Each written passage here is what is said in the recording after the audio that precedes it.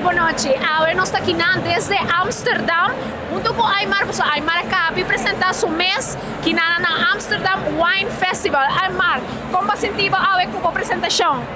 Me senti muito great, tenho uma energia de público, estou orgulhoso de portar com banda de Rubiano, tocando aqui na Amsterdam, num festival grandíssimo, onde é uma mais grande de Holanda, qual está a respeito de full mundo. Dus para mim é honor de estar aqui e representando Aruba.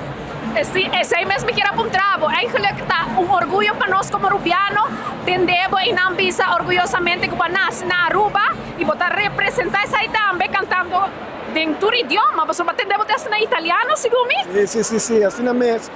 A mim também que nós Rubiano tem talento para dor de turismo também, para ter diferentes idiomas não ao controle, domínio, português, espanhol, italiano, francês, lo que sea. A nós podemos reconhecer. A mim está orgulhoso de estar Rubiano e por papiamento, vooral orgulhoso de nosso papiamento. Sim, mesmo. Então, Aymar, que é a volgende stap? Que você vai fazer? Well, a volgende stap está sempre com festival que está net promeco é seizoen de festival começar. Dus maar het início, desde die aqui vai estar druk para full zomer até outubro atropo. Então está aqui o primeiro viagem apresentando para o mês que na Wine Amsterdam Wine Festival? Não, dank a Deus então nós de 4 viagens que nós está invitando. Assim depois de Corona, nós chamamos então dia aí na agosto nós.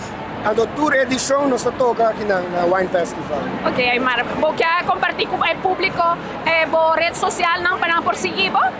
Sim, se você pode seguir-me na Aymar Music, riba Instagram, Aymar Music, ou Aymar Torres, riba Facebook, ou riba Spotify, YouTube. Me tem canções na papiamento, como eu escrevi. Aí aqui eu trouxe, eu vou comparar cantiga de peça de papiamento. E, na Holanda, sempre lossen com o papiamento, onde está. Dus esse aí, danke para apoio de bolso, by Oz Production, 24 horas, Masha danke e outro viagem. Masha danke, Aymar.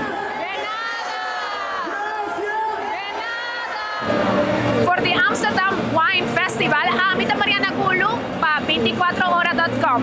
E promete noticia. Hasta la próxima.